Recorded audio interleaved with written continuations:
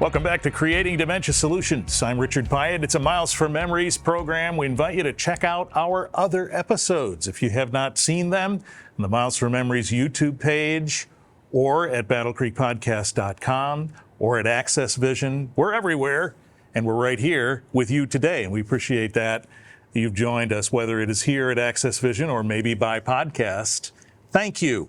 You know, we've been talking about caregivers and speaking from the perspective of caregivers and helping caregivers understand a number of different perspectives about different things.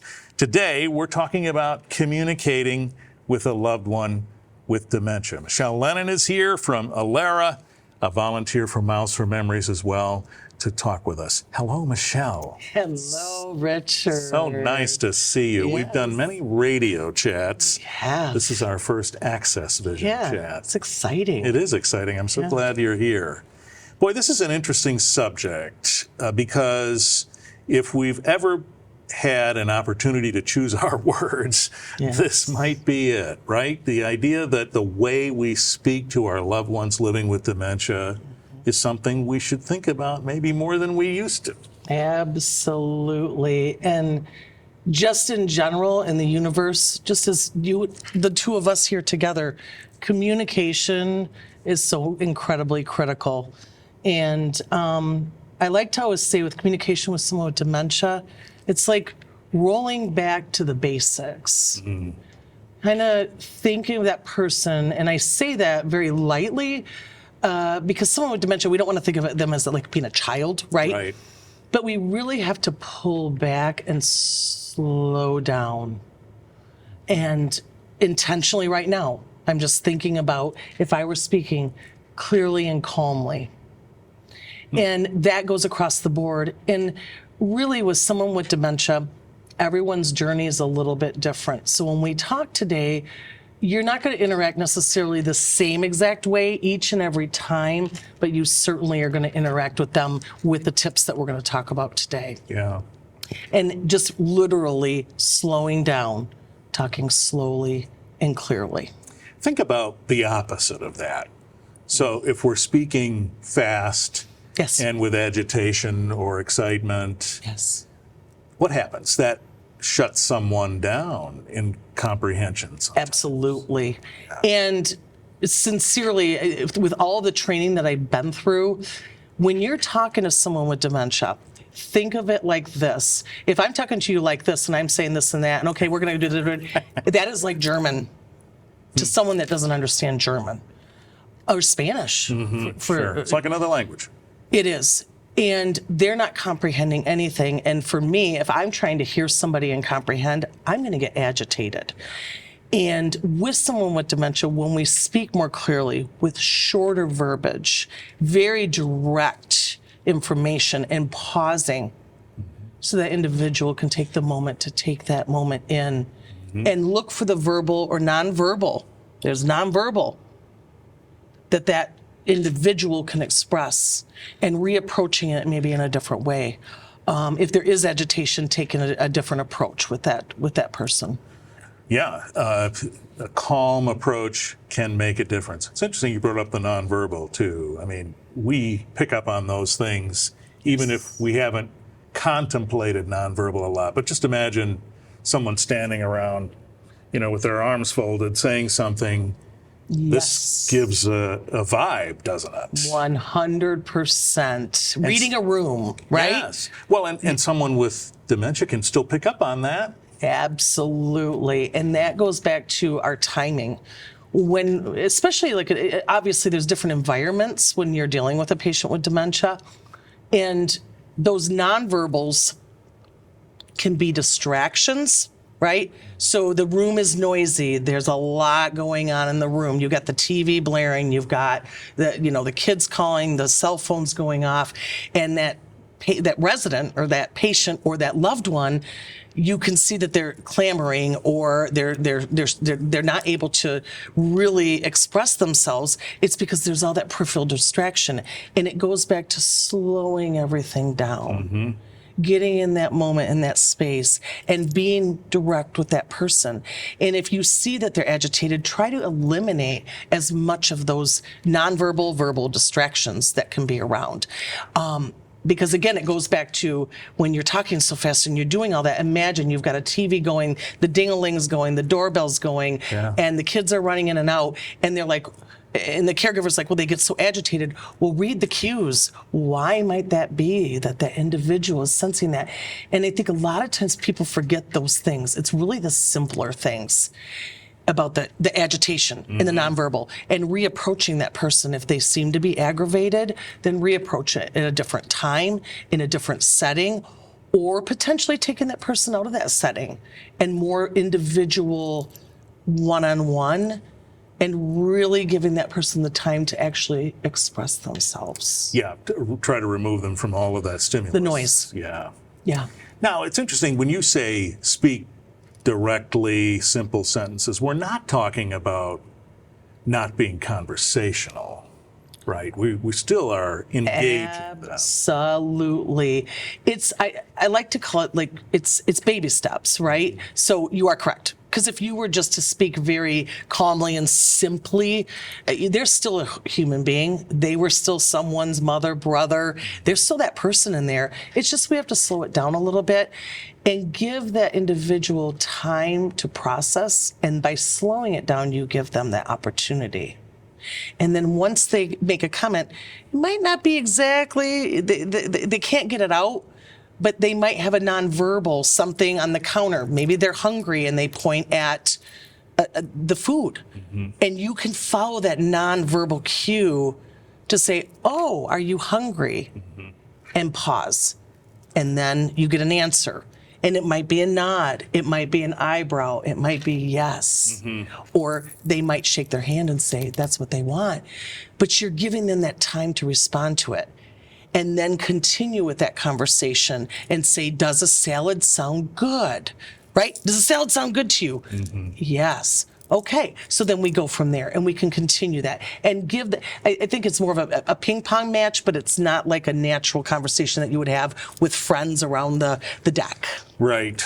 It's a ping pong match, but it's not Forrest Gump. If you saw that, isn't that fast? Yes. Yeah, it's not like that. Yes. Well said. And it's also interesting you point out not to pepper with too many questions at once, because that's, I imagine, like extra stimulus is. Yes. It's too much.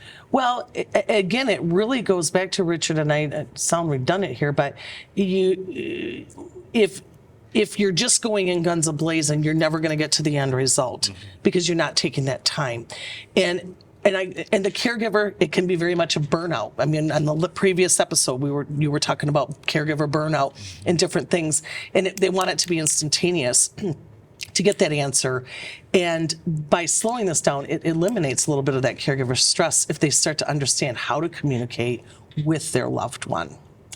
And that is something that I imagine after time you begin to get an idea about. You understand how the responses come more successfully. Yes, yes. Yeah. And that goes back to something, Richard, you know, I am not one to make any kind of judgment on anybody. Someone that's been caring for their loved one for many years, a husband and wife, that is a very daunting job to take care of someone that continuously, that person has to repeat themselves, right? We've all seen it, I'm sure, at some point in time. And that can be very exhausting for that caregiver. But learning different approaches with that and raising the voice is not going to get anywhere different than Richard, if you talk to me today or my husband spoke to me and raised his voice, you're not going to get a better response by doing that. If anything, that's going to shut that person down, just like it would if it was myself or somebody else. And it could accelerate behaviors as well. That's a marvelous point. That 10, 15, 20 years ago, a response between a couple like this or a caregiver and someone with whom they are related and the back and forth might have been different than even if it was minor. Like, what are you talking about? Why did you say it that way? That takes on a whole other tone now, doesn't it? Absolutely. And that's where it is critical, and that's why I love this education for folks, because you don't know what you don't know. And a lot of people want to go in that space of denial. It's like, oh, they're just slipping, they're just this. And it's learning to, as a holistically, as a family, as a community, instead of getting agitated with the moment, is learning how to embrace it and take a different approach with it. So yeah, couple, I've been with my husband 30 some years, of course we have our banter, but realizing that change that can happen and the process of their brain being able to comprehend that moment or that conversation or where you're at, they can actually, if you have a better understanding, your communication can be more effective, because the journey is not going to change, right? We don't have a cure, right? We don't have a cure, right? But we need to embrace and learn how we can work with our loved ones and be more successful in how we communicate. It's interesting. You brought up something else that spoke to me. The idea that it might be an approach that someone might take to eliminate or not include our loved one with dementia in conversation because we're not sure Yes. why we should, or if that will be difficult, etc. But we should, right? You are speaking my love language, because I've worked in the industry for 14 years, and I've had the opportunity to work with people with dementia and families and dynamics, all different dynamics. And the one thing that I've learned that really has set home with me on all levels, friends, neighbors, loved ones, caregivers and communities, managers, don't exclude them from the conversation and talk as if that person is not there, because they are. They hear everything.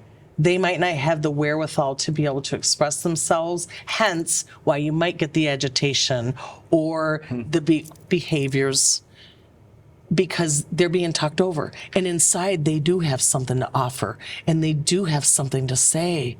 And we need to give them that respect. And it brings me to another point that I always used to say, and I learned this just on my own, we've got to go in their world. And when someone does have dementia, depending on where they're at in their journey, right? But understand what makes them tick, and you can reverse into a conversation with something that makes them tick. So if you're in that moment, and with even children taking care of their parents, I mean, it's horrifying a lot of times, because dad's not making sense. This isn't my dad. Well, yes, it is. Right. But let's go back in dad's world and let's converse about something that made him tick. Let's go into I call it go into their world, and reverse that conversation around and dig a little deeper. Take the time, And that helps engage them and distract from maybe a situation where they were feeling disengaged. Yes, and we talk about caring for loved ones, but loved ones can be people in communities, and those caregivers. What do you know about her? Was she a dancer in the Army? Was she a chef? Was he a doctor? Were they a farmer? Take that time to get to know that person, and then you can talk about something, because for some reason that locks into somebody's vault back here, and science has proven it, that the creative mind and long-term is still there. And if you can pull that out, you will be much more successful in learning how to approach that person when you're trying to communicate with them. I would think too that communication can be dependent upon what kind of a day a person's had or how fatigued they are over the course of the day, right? So we have to be mindful of that as caregivers, don't we? Time of day, especially with the sundowners, right? It's your approach, absolutely. So when I've had a long day at work, sometimes the last thing I want to do is be engaged. We get that. Right? Right. So what's the difference if somebody is home all day and may have napped all day, and they're coming about? When we approach them, it's going to be different, and they might not be in the best of moods. Heck, we aren't always in the best of moods, and taking that into account and being respectful of that, just as if my husband's respectful of me. If I've had a bad day, a long day, take it slower with me, and take it, or don't even approach me at all for quick sometimes. Yeah. Well, Michelle, these are very useful thoughts, and if we walk away with anything here, it's the idea that including them and continuing to include them is a really important point. Yes. Meeting them where they're at, because every situation is going to look a little different, and the tips that we given today are going to look different in each situation. Well, thank you for helping us think about this, and we appreciate it so much. Michelle Lennon with Alara, thank you. Thank you, Richard. milesformemories.org. That's the website. We invite you to go there, check things out, check out technology, which is available to help return folks who may have wandered in a safe way. Check it out. It really is tremendous technology. And we invite you to make sure you click the like on the Miles for Memories website so you're able to see when these episodes come available. I'm Richard Pyatt, creating Dementia Solutions. Thanks for being with us.